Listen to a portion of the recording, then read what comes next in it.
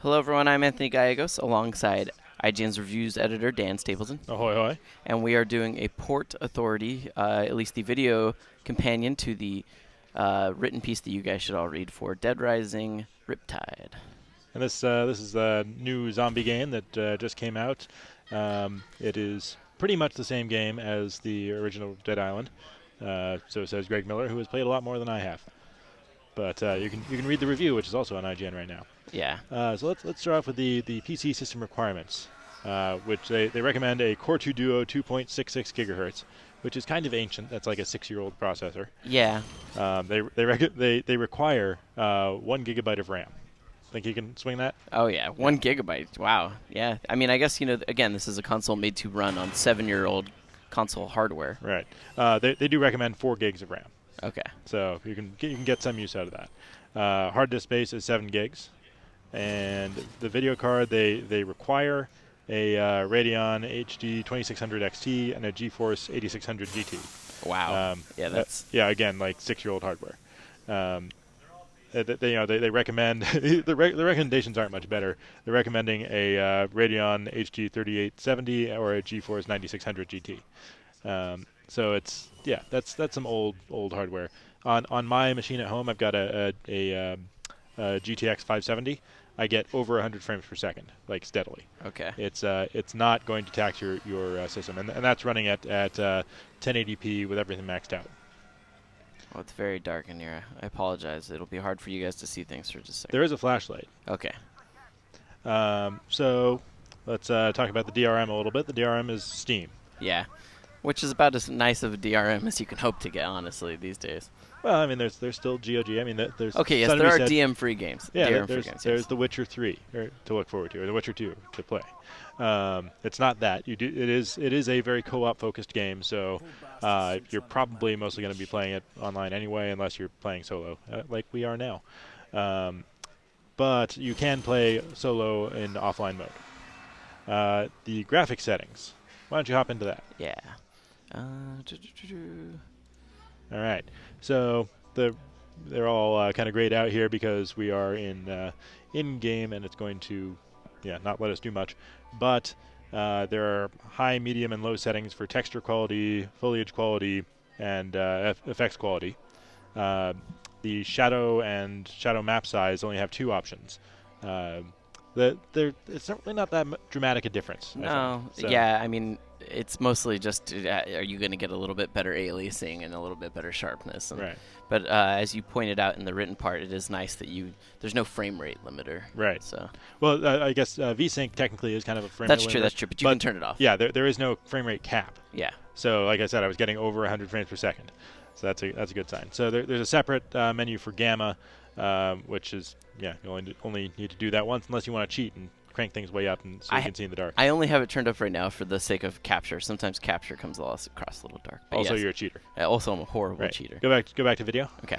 All right. So the full screen, when you switch it to windowed, it's actually kind of nice because it goes automatically into windowed full screen borderless. Right there. Yeah. So that's a good way to do it because you can alt tab super smoothly. The only time I've had this crash on me so far is when I was in full screen, not windowed. Okay. And alt tabbed. So it's if you plan on alt tabbing a lot, I highly recommend that. We've also got. Can you jump back in there? Yeah. Sorry. You keep jumping out of the menu. The resolution supports 16:9 and 16:10, which is nice. The texture quality on low looks kind of comically bad, but I probably won't be able to see that on this video. But yeah, you can't even read the T-shirts of the characters. Pretty hilarious. And so notice there's no anti-aliasing.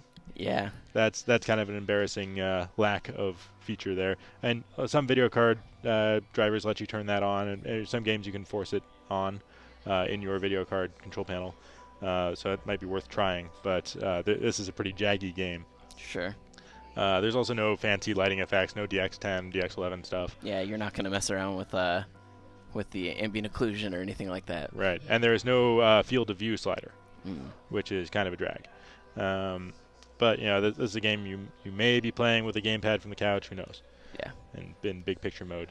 All right, let's go to audio settings. Oh wait, there's no audio menu. Yeah, I think that's only under game. Right. Yeah. It's like that's kind of silly. Also there's a zombie game with no 5.1 or 7.1 surround sound. I know it's in zombie games. It's so great to be able to hear like I think they're coming from the left. Right. It's like how can you have a scary game where you don't have directional sound? This is how. But yeah, that seems like an oversight. It does have the subtitles option, of course. If you want to disable the team voice chat, that's done under the online mode. Okay, Menu rather. that's a very good thing to know always. Yeah. Yeah, especially if you're doing one of these public games. Right. This allows you to set your game type from cooperative to single player. Like if you don't want anyone to join you, you can set if people can see you online just randomly and join you, and if so, how many people do you want? How many slots do you want to reserve of your 4? How many do you want to reserve for friends on your Steam list? Right. All this is done through the Steam menu, the Steam friends list, by the way. Cool. So that's or invites anyway.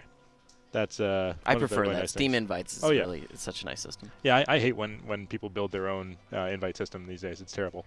They also let you do VAC secure games, that's Valve's anti-cheat system. Oh, nice. Although in a co-op game, does that really matter if somebody's cheating? Yeah. Facebook events and automatic posts, just leave those off.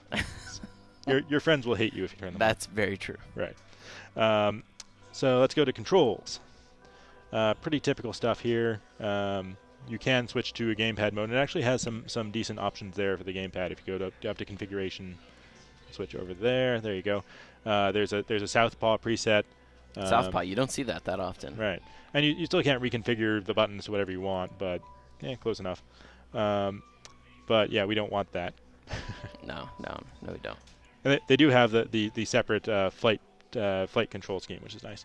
So if we go to key bindings, that's fairly standard. They don't have the alternate set, but I never use those. Do you ever use those? I've never used an alternate key set. Right, and it's occasionally useful if you want like a mouse button to do something, but no, I never use that. But they are remappable, and that's nice. Yeah, they did a very good job with the remapping. Like every mouse button works, and every key on the keyboard except for print screen and the Windows key. Nice. Will remap to anything. All right, moving on. Miscellaneous settings we've got back in the game menu. Just the display settings for the HUD. So you can, if you want more of a pure zombie horror experience, you can turn off a bunch of floating numbers and stuff, which happen when you hit zombies. You can turn off the autoplay audio recordings when you pick up an audio recording for the threadbare story. Get rid of those hints. Right. And yeah, then there's some guide stuff. And so for the menu system, as you can see here, it's not bad. Everything has worked. It's totally fine with serviceable. Yeah, and it's actually I'll go so far as to call it pretty good for mouse and keyboard support. Like some games have pretty terrible menus where like things don't work on them if you don't work if you click on them, or if you have to click on a very like almost pixel hunt to find the spot that you can't click. Yeah, this is actually there's a little bit of that in the video settings. Sure. Like when you're clicking on those arrows on the sides. Sure. Yeah, that's a little bit finicky, but yeah, it's not too bad. If you go into the game itself, and the menus in here, like if you hit the middle mouse button, it brings up the quick UI, and that's very console-y, but I think we're all kind of used to that at this point. Yeah. If you hit I, okay, it'll bring up this, uh-huh. and this is all usable with the mouse. It's a little bit annoying to figure out how to actually equip something in one of those slots. Yeah, it works kind of like Borderlands, where you have to click on one and then the other, and figure out which goes where. Got it. That's kind of a pain in the butt. Whatever happened to good old drag and drop? That's what I tried to do. That was my initial. That's what felt natural, but. And that's about it for the in-game features. We've got there is Steam Cloud syncing for your save game, which is auto save kind of thing, which is nice. Like I played a little bit of this, the first 10 minutes of this at home, and then we brought it in and we're able to play like this without starting at the very, very beginning. This is actually very close to the beginning. Sure, but I mean, just the fact that it has Steam Cloud support is really nice. Right. So, maybe not for everyone, but I actually have a gaming laptop and a desktop. So for me, being able to switch between the two is actually really nice without having to hunt down save files. Because since no one can ever seem to agree on where save file should go, yeah. Yeah, and of course, if you reformat your machine and just want to clean start, either re-download it or reinstall it, and it's all of your saves are there. And yeah, that's pretty much it for the PC features here. It is not an elaborate PC port. It's not anything like what BioShock Infinite did. It's very content to do kind of the bare minimum, which for a game like this, which doesn't look fantastic on any platform, is not terribly unexpected. Right, but I mean the good news is that it handles itself well enough and stuff, and you're not getting a like suboptimal experience by playing on the PC, which in a day where a lot of consoles they are the primary platform. I know that's a totally rational fear that some people have. Yeah, and to be fair, some of those fog effects look nice enough. Yeah. It's not.